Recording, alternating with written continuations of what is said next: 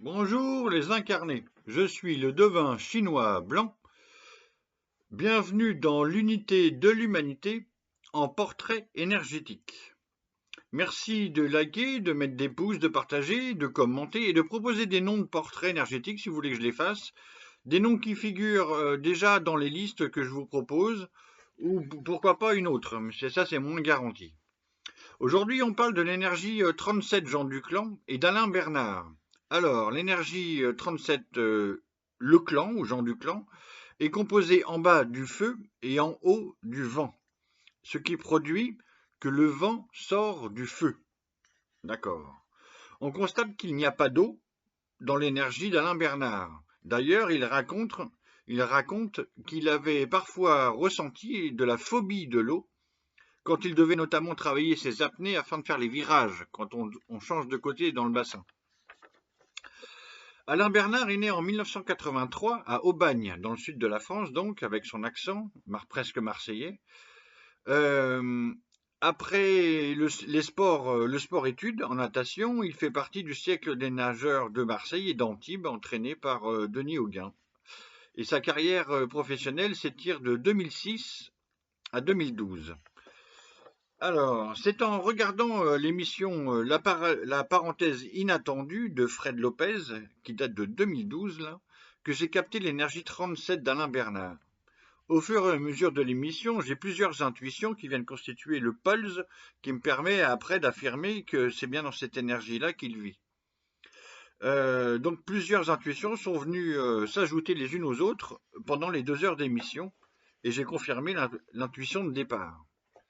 Dans le grenier, nostalgique, au début de l'émission, retour dans l'enfance, Alain Bernard joue de la guitare avec Tracy Chapman à la guitare, avec About a Revolution, avec Chaim qui chante un peu avec lui.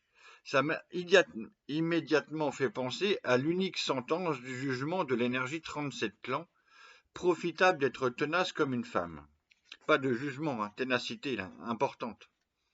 Donc ça, c'est une qualité importante qui permet, hop, ça met la puce à l'oreille. Ok. Comme souvent, les traducteurs français Javary et Fort ont trouvé la bonne formule pour présenter l'énergie 37 en présence. Jean Duclan, c'est l'organisation pour durer. J'ai déjà fait l'organisation pour durer du baron, comment il s'appelle, Pierre de Coubertin, pour montrer que réorganiser les JO, ça venait de son énergie. Alors, donc il s'agit de transformer de l'éphémère en durée. On peut penser donc aux Jeux Olympiques, éphémères, mais repris du mythe grec et réel. Donc ici, de l'éphémère en durée aussi pour Alain Bernard. C'est ce qu'on va voir. Dans l'émission, Alain Bernard continue de raconter son parcours. Souffrant d'une mononucléose, il échoue à se qualifier pour les JO de Pékin, pour les JO j'ai fait une faute, d'Athènes en 2004. Donc il se reprend, il se remotive, il réagit pour aller, il se replanifie lui-même pour aller aux JO, se qualifier aux JO de Pékin en 2008, 4 ans plus tard. Et il se dit à lui-même, une règle d'or, c'est la phrase, il n'y a rien ni personne qui m'empêchera d'essayer de devenir le meilleur. Alors, ce qui est bien, c'est qu'il fait table rase de tout et qu'il repart pour quelque chose, mais devenir le meilleur, carrément, rien que ça. Et dans le jargon des nageurs, tu verras mes pieds. Bon.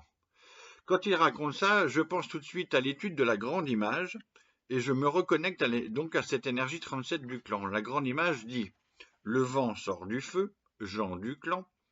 L'être accomplit ainsi en donnant consistance à ses paroles, alors donne constance à son agir.